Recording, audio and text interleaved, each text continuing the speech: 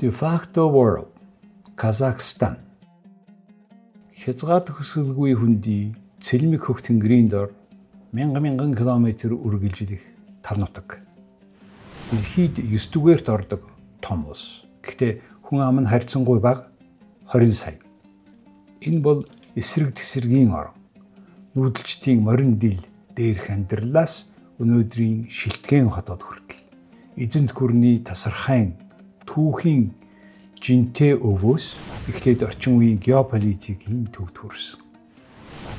Казахстан өнөөдөр зөвхөн Төв Азид төдийгүй Евраз болон дэлхий дахинд онцлог байр суурь эзэлж байна.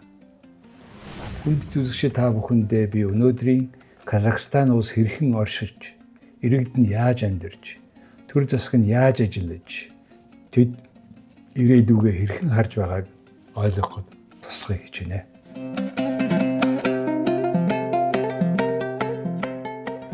Газар зүй ба хүн ам. Казахстан 2.7 сая км² нутагтай дэлхийн хамгийн том далайд гарцгүй улс. Зүүн талд нь Алтай, Тянь-Шань улс, баруун талд нь Каспийн тэнгис, умардд нь Сибирийн ой, өмнө цөл говь байгаа. Харин хамгийн онцлог дүр зураг нь хязгааргүй тал нутаг. 20 сая хүний 70% нь казахууд, 15 орчим хувь нь орсууд, мөн Узбек, Украин, Уйгар зэрэг олон үндэстэн амьдардаг. Казах хэл төрийн хэл боловч орос хэл хот бизнес өдөр тутмын харилцаанд өргөн хэрэглэгддэг. Астана бол шинэ нийслэл, ирээдүйг бэлэгдсэн шил тал болсон хот. Харин Алмата бол соёл, бизнесийн зүрхэн.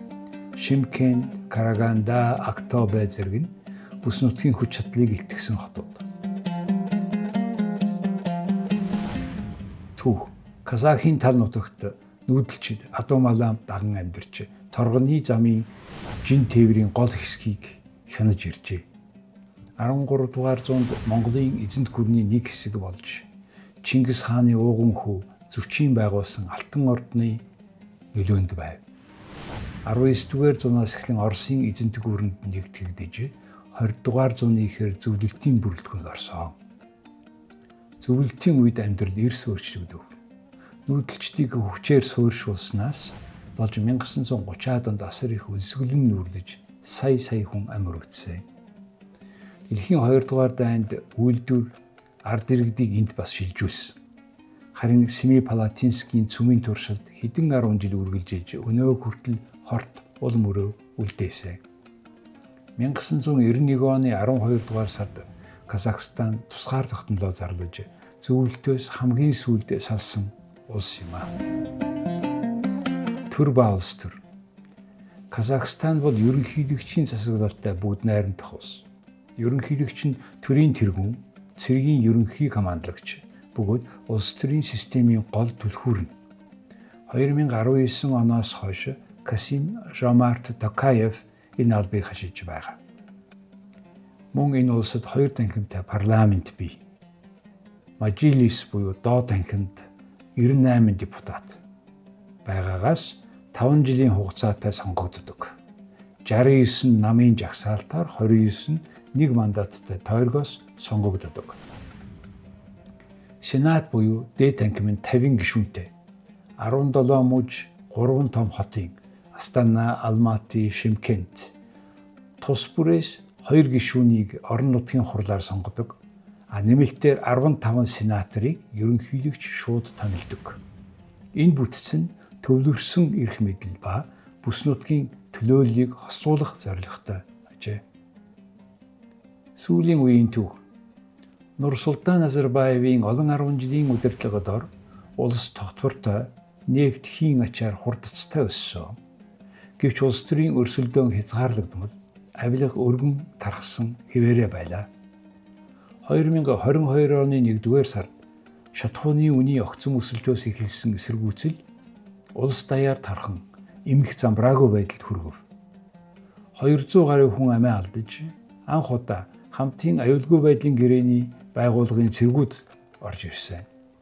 Энэ үйл явдлын дараа ерөнхийлөгч Токаев эрх мэдлээ баттган үндсэн хуулийн өөрчлөлтөөр парламентийн үүргийг нэмэгдүүлж намын системийг өөрчлөх зэрэг шинжил хийсэн.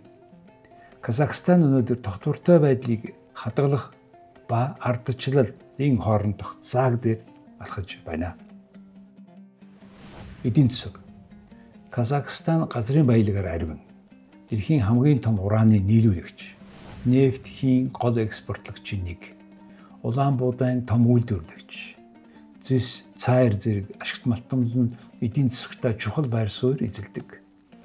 Эдийн засаг нь 2024 оны байдлаар жилийн 300 тэрбум Америк доллар буюу нэг хүнд ногдох дотоодын нийт бүтээгдэхүүн 15 мянган Америк доллартай хүрч хөршүүдээс ялангуяа Хятад, Орос хоёроос төрүүлсэн юм а. Гэхдээ бараа түүхийдээс хамааралтай эдийн засаг нь эмзэг хэвээрээ. Казахууд өнөөдөр газрын ховрын элементийг шинэ газрын тос гэж үзэн хайгуулын талбайгаа тэлж 2 сая амдөрүүлжин километр болгожээ. Эдийн засгаа төрөлжүүлэх зорилт тавьжээ. Засгийн газар дижитал шилжилт, сэргээгдэх эрчим хүч, Астанагийн олон улсын санхүүгийн төвөөр дамжуулан шинэ салбаруудыг хөгжүүлэхийг эрмэлзэж байна. Жишээ нь 2025 онд хиймэл оюун ухааны яам байгуулсан. Мөн Казахстан бол худалдааны уулзуур, Хятадын бүс ба зам санаачлагын гол холбоос, Хятад улс худалдааных нь гол түнш, нийт 66 тэрбум долларын 224 аж үйлдвэрийн төсөл Хятадын түншүүдтэй хамтарч хэрэгжиж байгаа бөгөөд 2020-аас 24 оны хооронд 26 тэрбум долларын хөрөнгө оруулалт зөвхөн Хятадаас оруулжээ. Оросын Евразийн эдийн засгийн холбооны гишүүн, барууны хөрөнгө оруулагчдын стратегийн түнш.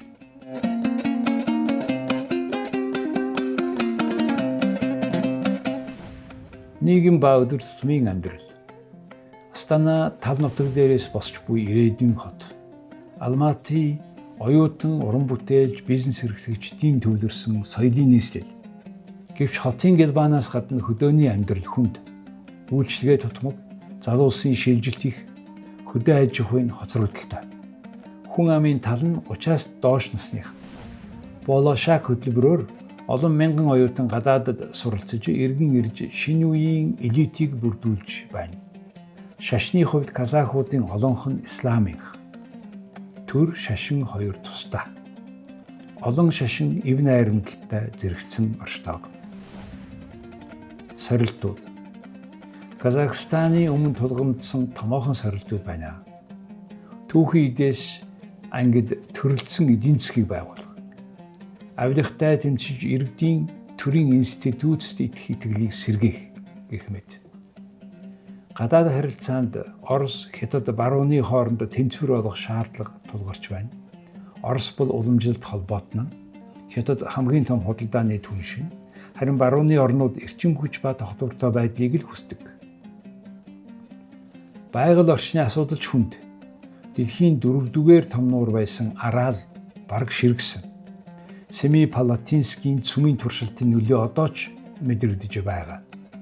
Уур амьсгалын өөрчлөлт, хөдөө аж ахуй, усны нөөцөд занал хийж байна. Казахстан ба Монголын хамтын ажиллагаа. Монгол ба Казахстан хилээрээ шууд залгадаг үеч тал нутгийн ард түмний гүн угсаагаар холбогддог ахан дүүс. Нүүдлийн соёл, адуу малын амьдрал, өргөн удам тэнгэр биднийг нэгтгэдэг. Хоёр улс 1992 онд дипломат харилцаа тогтоосноос хойш худалдаа, соёл боловсролын салбарт хамтын ажиллагаа өргөжөв. Баян өлгийд амьдардаг казах иргэд хоёр орныг холбосон гүр болон оршсоор байна. Казахстан улаан буудай, түш, барилгын материал нийлүүлдэг бол Монгол ноолуур, мах, уул уурхайн боломж олгодог. Хоёр улсын худалдаа эргэлт 2024 онд 120 сая доллар болжээ.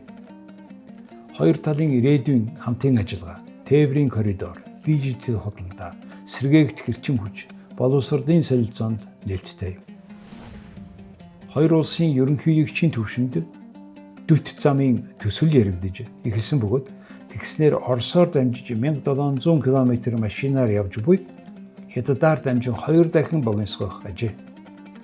Алматы, Улаанбаатарын хооронд 7 хоногт 3 удаа тогтмол нислэгийг Хүннү Air компани гүйцэтгэж байна.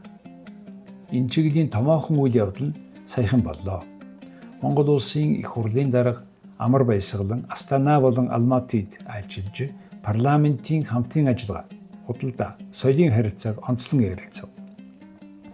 Энэ нь хоёр орны хамтын ажиллагааны шинэ шатны эхлэл гэж харагдлаа.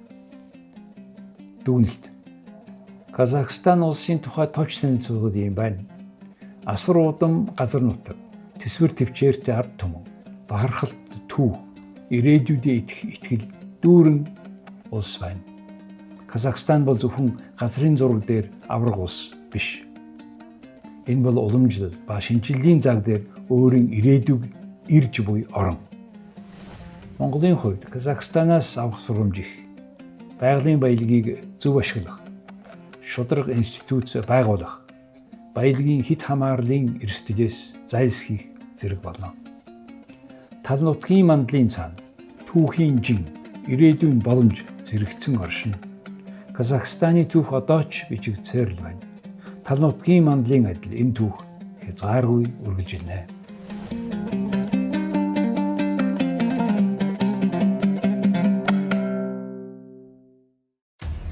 De facto world.